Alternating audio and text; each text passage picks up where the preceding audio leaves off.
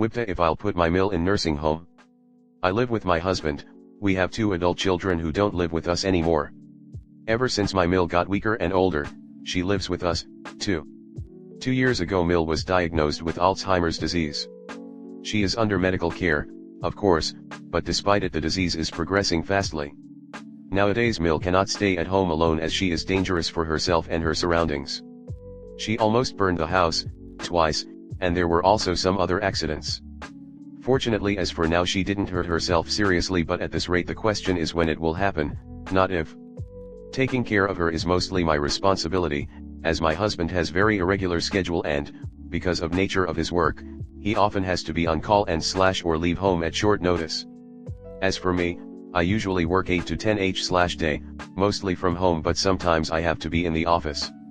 After I finish work, I take care of the house and Mill. My husband helps me as much as possible, but quite often he can't be there for me.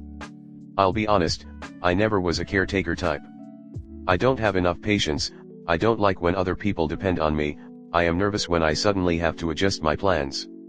I cared about my children, obviously, and I like to believe that I was a decent mother, but honestly I have much better contact with them and, as bad as it sounds, love them more since they grew up and got more independent. The more my Mill needs my help, the more I grow impatient, exhausted and burned out. I do my best to not to show it, but the situation really wears me off. And I am well aware that with time she'll need even more attention and patience. Admittedly, given that I cannot always work from home, and Mill can't be alone, I have constant problems at work, which upsets me, as I cherish my work and career. Given everything, I want to put my Mill into nursing home. Obviously, before I do so, I'll research and choose one with good reputation and qualified staff. My husband has mixed feelings about it, which is understandable as she is his mother, but he says that given that I'm the one mostly taking care of her, the final decision is mine to make. Problem is, husband's siblings are raising hell, calling me, and husband, but mostly me, cruel and undependable. They say I should just hire a nurse or something. I don't want to let a stranger into my house, and I don't want to be a caretaker at all, and in this configuration I'd still have to take care of Mill after work. I and my husband, offered them that we'll pay them for either taking her to live with one of them, or for taking care of her at our place, but they weren't interested, citing that it's too much responsibility and they have their own lives. But, that's exactly why I considered the nursing home at the first place. AITA. Comment. My Mill had to make this decision about her own mother, and the positive difference it made for her mother was incredible. There were planned activities like singing and crafts, people for her to talk to, and excellent care from the staff. For my Mill, not having to worry about her mother's safety and well-being and not having to wrangle her to do things like eat and drink meant their visits together were much more pleasant and relaxing. It was more quality time and less stress all around. We put my grandma with Alzheimer's in a pretty good nursing home, good except they tended to fuck up her laundry, after years of falls, wandering off and getting lost, trying to cook and burning food, and it was the best thing we ever did. It made life so much easier on my mom, and grandma was happier with people and activities rather than being trapped in the house mostly alone. Even the really expensive places steal the laundry. My nana went in with all new towels, rugs, and washable incontinence pads. Not one was still there 3 months later despite having her name/room number on them and the laundry supposedly being done separately for each individual. Bullshit.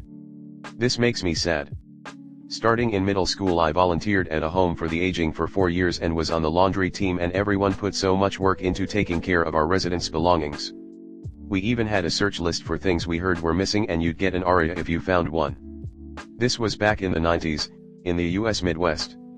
I had to do a ton of training and take a TB test. I think I started in order to get volunteer hours for an honor society or class or something. Most volunteers helped with social events like bingo. I think I started at 5 hours a week during the summer and then would do one afternoon after school during the school year. It's obviously been a long time.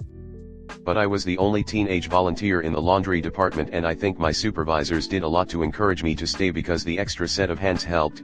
It was very easy, I mostly just helped fold and sort items to be returned to the residents. Low effort but necessary. Sometimes I'd take the trolley around and deliver. I think it was a fairly high-end home and they had rigorous standards. You had to make eye contact and smile at any resident you passed, for instance, and greet them by name if you knew it. There was very detailed double door and alarm system to help keep some of the memory loss patients safe. I think things were comparatively lax back then though, because one of my buddies and I would sometimes stop on our way home and visit residents we'd developed relationships with. I can't imagine a home nowadays letting a non-relative just start visiting. I wish it was still an option for kids that age. Really helped me develop a good work ethic, and I think it helped me get paying jobs and more selective volunteer experience later. When my dad was in one short term, my mom did his laundry. My son lives in a group home, and not only do I not see some stuff when I pick him up, they pack for him stuff that is not his.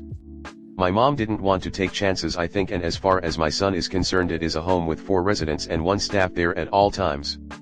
And minimal input from staff to keep them very independent. So I let it slide unless it is something big like a code. Next story 2. AITA for telling my sister to stop trying to outshine my daughter. This happened a couple days ago.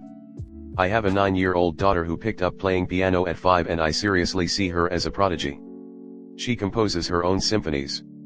She is destined to be massively successful, and I've gotten her to play at weddings, a church a few times, and other social events. Anyways, my sister one of those rainbow babies situations, and given that fact, my whole family has obsessed over her since her birth. She's incredibly entitled and spoiled, and was especially upset when our parents began caring more about my late wife's pregnancy with our daughter. You may think she and I act the same, but my daughter's piano talent is not my or her only personality. It just takes up a large portion of our lives. And it's not all I talk about or the only thing my daughter has for herself. We had family fly in from Germany for one of her big recitals for the first time in a few years. My daughter did amazingly, but the whole time my sister was saying that they're only impressed because of how young she is and that she could do this and none of us would be amazed. She proceeded to make the whole recital about herself, and when we went out to dinner to celebrate after, and my sister was making snarky comments to my daughter that it wasn't that good. I asked her why she had such a fucking vendetta against a 9-year-old and why she couldn't just for once have the attention be on someone else for a damn night, and that if she was going to complain she shouldn't have come at all.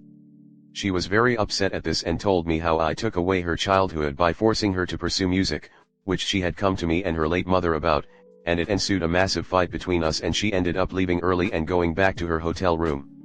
My parents say that I shouldn't have lashed out on her like that, and they have since apologized for making her feel left out. They leave for their flight tomorrow night and my sister won't talk to me. So, AITA. Comment. Last week I watched a few drives of the football game in our local league for 11 to 12-year-olds.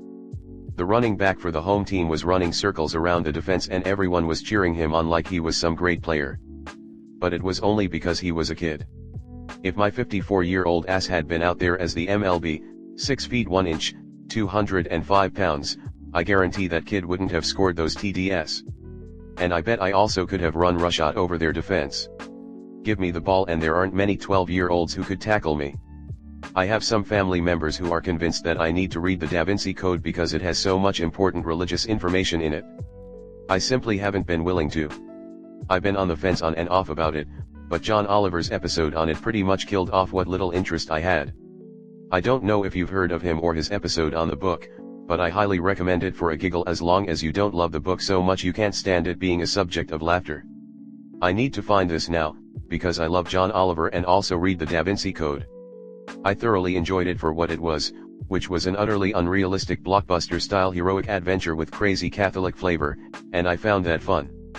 I even read 2 more Dan Brown books, which were the same kind of fun, but literally the same. The precise same plot beats down to exactly what kind of person is the twist-betraying character who was the villain the whole time, so I figured 3 of those is all anybody needs in a lifetime. Him and David Eddings, only knowing how to tell one story, and writing tons and tons of books anyway. Where was I? Oh, right. I liked it as adventure nonsense, but anybody who claims it's deep or has actual religious information in it is a blithering idiot. It's shallow as a kiddie pool and the information is QAnon levels of cracked conspiracy gib. I had a lot of recitals and matches when I was that age. I wasn't a good dancer, but I got praised by the family members who came to watch. And I praised my cousins and little sister when they had recitals. We weren't good at all, just little girls dancing their hearts of. Just like you say, it doesn't matter if Op's daughter is a great pianist or not. The day of the recital is her day. And if you can't say something nice to your niece, then you shouldn't come to watch. Your sister needs to grow up and your parents need to stop sheltering and fueling your sister's selfishness. Your daughter is 9, that is impressive, and your sister just can't seem to be happy for anyone. Tell your sister and parents if they can't come support your daughter without making it about themselves, then they're uninvited. Your daughter deserves to be surrounded by people who are genuinely supportive of her, not selfish people who only think about themselves and will shit on a kid who is doing their best. Keep it going. You're a good father.